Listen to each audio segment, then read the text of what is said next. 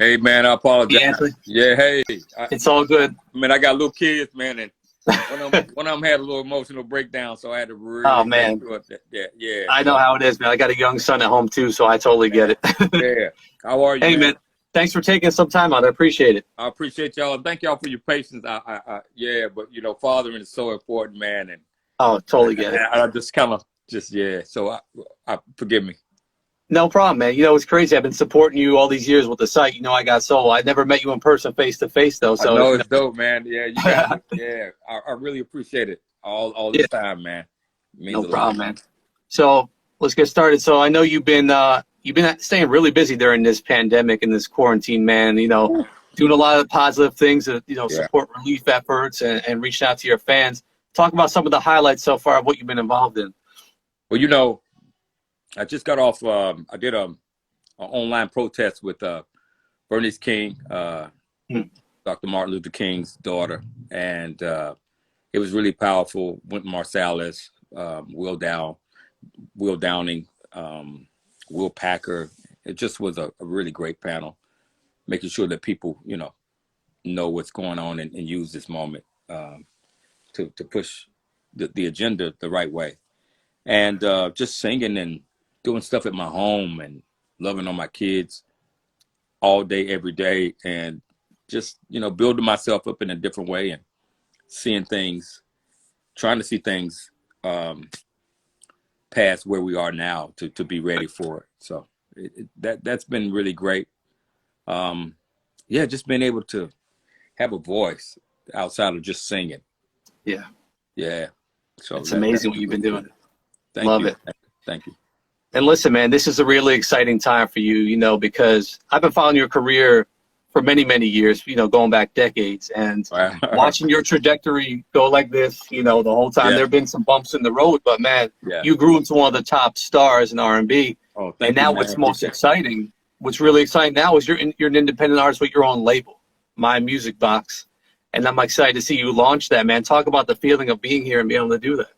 You work so hard, and you start to believe that, okay, I need these big major labels, these big machines behind me, and and they're necessary at a certain point in your life. But then there's a point in your life where it's time to step out on your own and own it, and and have the rights to your own stuff. So to have my own label and to be able to put out new artists and artists that I believe have that's the most exciting part about it as well. Right. Is it scary at all? Because you've been in the major label system for many years now. Is it scary stepping out on your own? Not now. I'm ready. No? Yeah. I think a couple of years earlier, prior to this, would have been a little more, probably had a little more hesitation. But now I have the right people helping me to run it, and I'm ready now. I'm aware. I'm open. I remember a lot that I went through, and a lot of the things that made my career happen, and the things that made it, that kept it from going where it needed to go. So I think I have enough knowledge and wisdom now to help guide, right, help guide some younger artists too who needs to come under the right leadership. Right. And I think another thing you've got going for you is because of the timeless legacy you've built up and all the hits you've got, and because you're such an amazing performer and strong performer. I was telling your fans before you came on, like, your stage presence is impeccable. You put on the show. So the fact that people are always going to come out to see you perform live, you could do these theater tours and it'll sell out. So you got that going for you as well. Yeah, man. Look, that's one thing I know. Like, if you come to see me, I'm going to give you the business. And it's just, I learned that, being on tour with D'Angelo, singing background for him, and seeing how impactful music is, and how people really come there needing something to leave with. And I want to make sure they get it. So I'm going to fill your bag up when you come to my show. Right. It's amazing stuff. Thank you, man. You got this new single out, Back Together, with the late Rick James. Awesome song, produced by Ninth Wonder. It's already moving up the charts at radio, man. Talk about the song a bit. Thank you, radio. Thank you, my fans. You know, it was an idea. Actually, I was in the studio with Ninth Wonder up in Durham, North Carolina, and we were in the studio. It was about 2:30. We had done about 3 songs that night. So I had my backpack on. It was kind of cold. It was time to leave. I was like, I'm going to go rest at the hotel and come back tomorrow. Mm-hmm. And then he kept at it, and he played Despite and Desire, and I heard that. I was like, I put my bag down. I went immediately. I didn't say, are you ready? I went in the booth, and I start freestyling the first line. It was hard from the start. I knew you never. And Rick James said, I was like, this couldn't be a better setup. God, you did it this time, man. And so I went with it, and I was like, you know what? I want to feature him. So I'm going to keep that going throughout the whole song, have him featured. And I waited to put it out a little later so I could have the rights to say featuring Rick James, because I felt like he was deserving of it, and he's one of my favorites. And it just made it more special than just having Rick James on it. I want to present him to the world and to people who don't know him and celebrate that. It's just, I'm excited about it. Feels good. It's amazing, man. Love to see you brought a late legend back, so we can celebrate him again. Yeah, man. So important, man. We have to reach back to go forward. What can you tell us about this upcoming album you're working on? Fire, yeah, fire. Got some things on it, got them. It's a beautiful album. I got a lot of up tempos and feel good songs and like My Life, what's the 411? I got some of those vibes on there because that vibe is missing. Mary had a thing back in the early 90s, and she still has a thing. But when she came out with that My Life and that, and man, just that whole vibe that they created. Yeah. I wanted to capture some of that. And I wanted to just make it really grown and make it where it seeps in your bones and your blood, and just I want it to be musical oxygen, man, and I want to feed it to the people. I got one with Rick Ross, actually the main one that feels like that Mary kind of vibe. It's called it's featuring Rick Ross, and he blanks on it. He blanks on it, and I got Jacquees. I got one with him. I got Ty Dolla and D Smoke, Rhapsody. So there's a lot of features. So I'm not gonna feature out the whole album.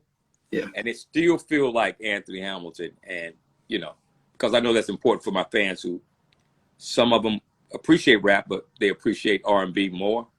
Mm-hmm. So I did it in a way to where it doesn't disturb your groove, and yeah. So whatever don't make this album will be on the next one, and whatever don't make this album will be on some soundtracks. So they're gonna be used, or it'll be singles, but they're powerful. One called White Hennessy. Wow, that's a powerful title. Yeah, Pillows, Where I Buried My Secrets. Man, yeah, I'm back.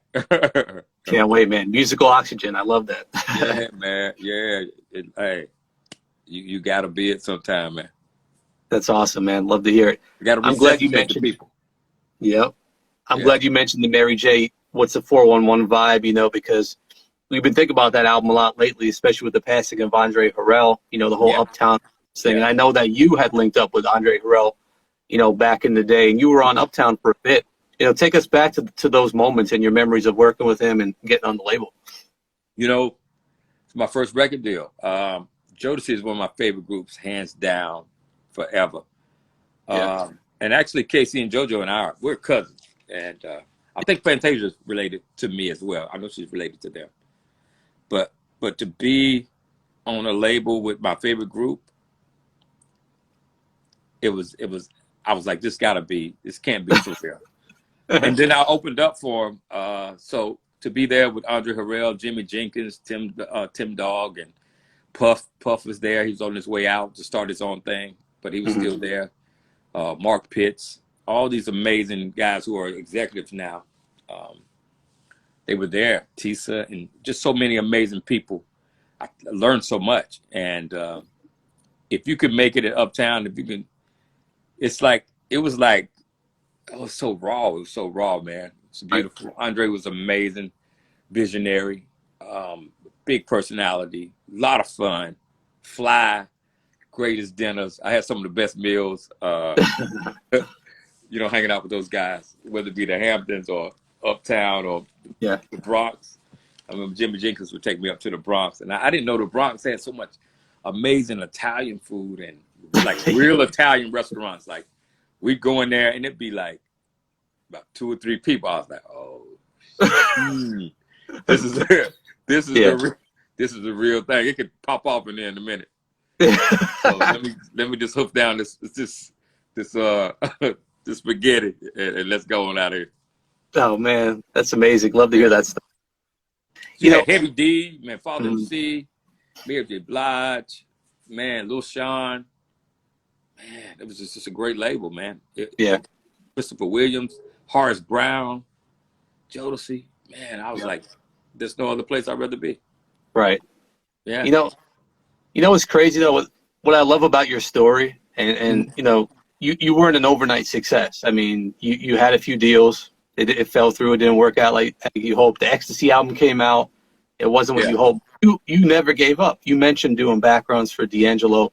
And then when the time came in 2003, coming from where I'm from, that's when it started. And that's, you know, that's a story of perseverance, in my opinion, just as an observer. So I love to hear that and share that and celebrate that about your legacy. What do you remember about that grind of it not happening and still putting in that work? Ooh, that grind's real, man. It's got some texture to it. Kind of hurts sometimes.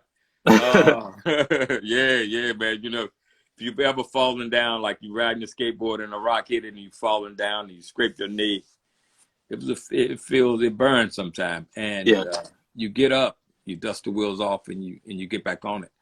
But I learned a lot. I learned that it's going to take patience for something great to happen, and you're going to have to keep putting in work. Just because you think you're ready, sometimes God has to make sure you're ready, and you have to really look at it from that angle and appreciate that part of it, because that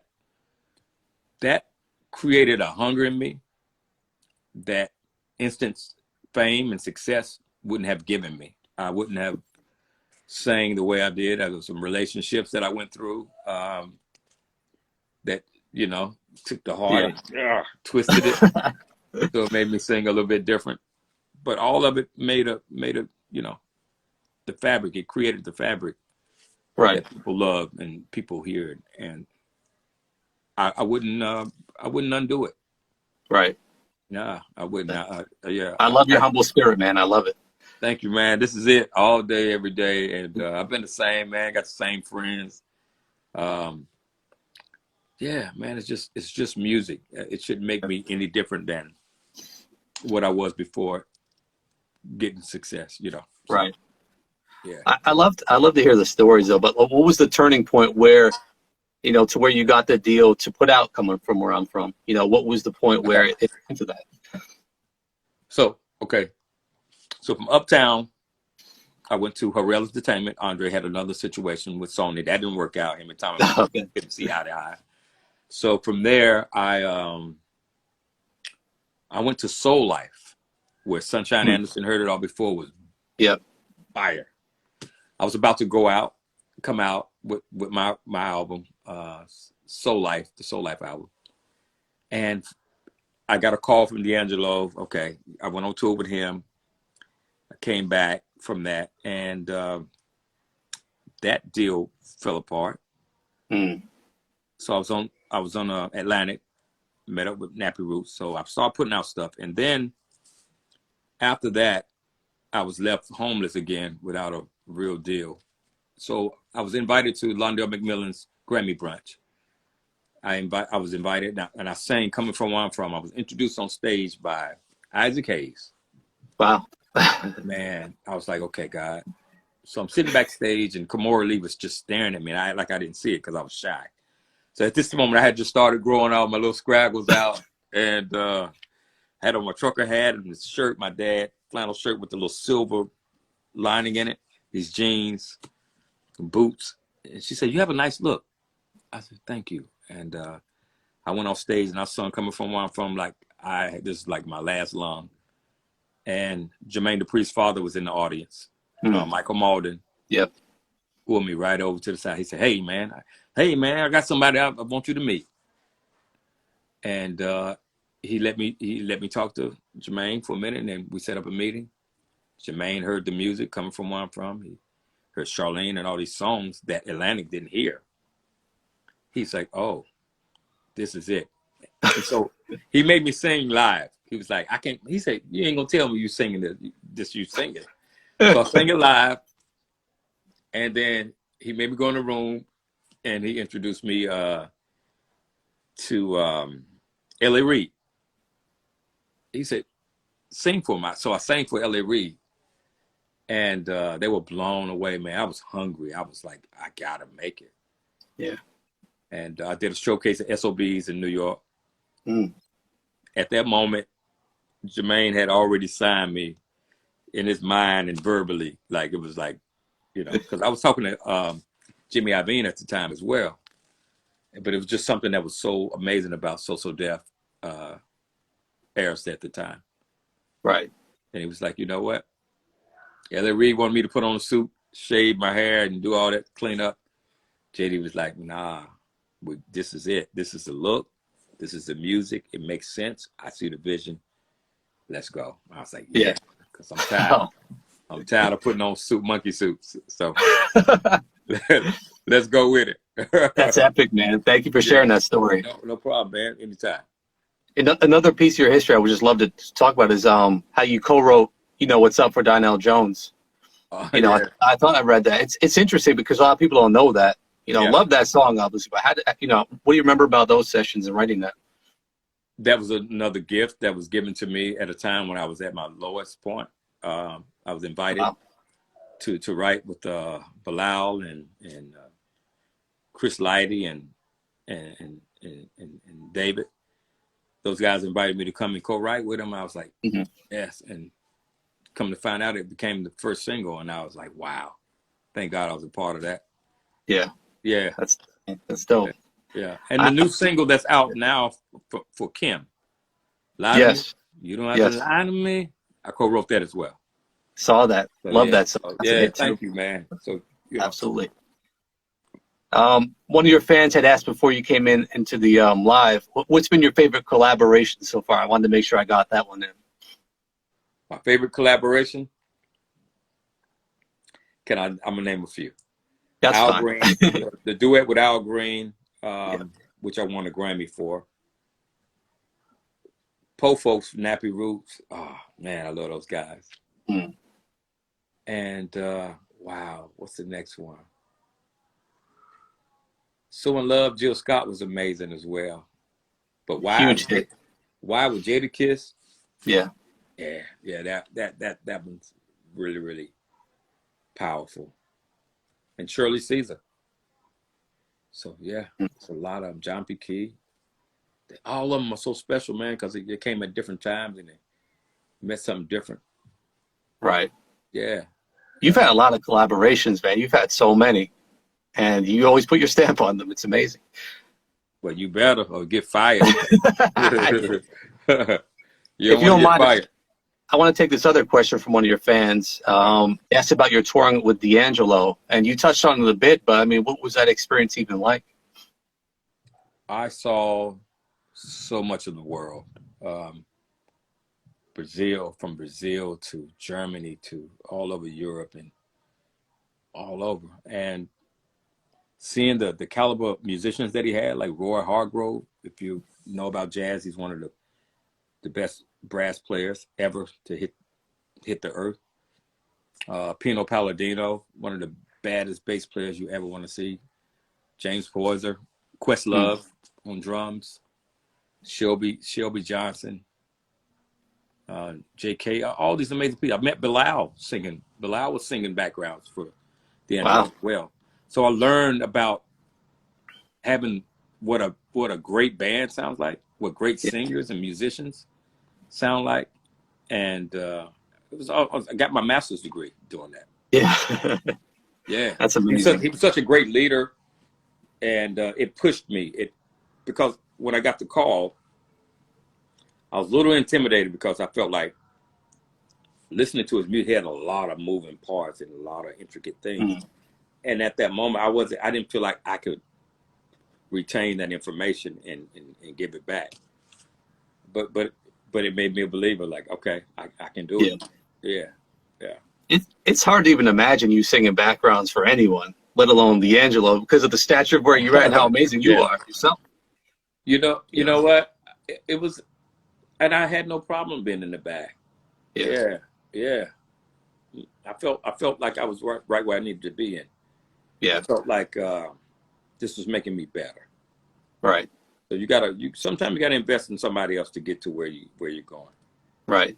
So humble, man. I love it. Yeah, I love it. you have to, man, and it's because there's lessons in those moments, and there's little gold nuggets, man, that are very valuable that you get Right. when you connect with somebody else who's greater, and those who are great, and and I had access to all of that, and we It's still have amazing, man. relationships now. James Poyser, Yeah. Dr. Schwarzbach, oh man, so many. Russell Gunn, Dante Winslow, all these amazing musicians, man, and I met everybody. Yeah. Prince, first time going to Prince's house, meeting Shaka Khan for the first time, and I met everybody being around D'Angelo, like, cause he was the big deal, still is. Yeah. And I hope he's watching, and we miss you, and God, anytime he comes out, he's amazing. Yeah. If you still have his number, man, tell him to pop out and make an appearance every once in a while. We miss him. Yeah, I will, man. I love this. He's one of the main people that I'd love to get in the studio and work on music with. Wow. Yeah. That'd be epic. Oh, I'm just going to ask you one more question. I'm going to let you go back to the kids. Talk about the book you put out recently, your first book as an author. Talk about, a little bit about that. Cornbread Fish and Collard Greens, man. It's a book. It goes behind the music, tells my story. It tells the story of these songs, how they came about, and the life that it took to create these moments and this material, and where it all started. Grandma's house behind the big green couch, and and it symbolizes a lot in my life. Cornbread, fish, and collard greens. Cornbread is solid. It's the stability, and fish is the serenity and the ability to maneuver through life. And collard greens is the soul, man, from the earth and its family and the love that it gives. And so, when Paige came to me with the title, I was like, wow, I ain't gonna take my own. You're gonna take my own song and make it a book. I don't like that. So I was in agreement, and my team, we were all happy to just have that extension of who I am, and it was necessary at the time. It was time for me. I hadn't put out an album in a minute, but I still had a lot of my fans still coming to my shows, and so it was just like a gift. Let me give you something a little deeper. Come on in a little deeper. Let me open up a little wider, and I'm glad I did it. It was really raw. It's a really raw book. There's some recipes that I like to cook, and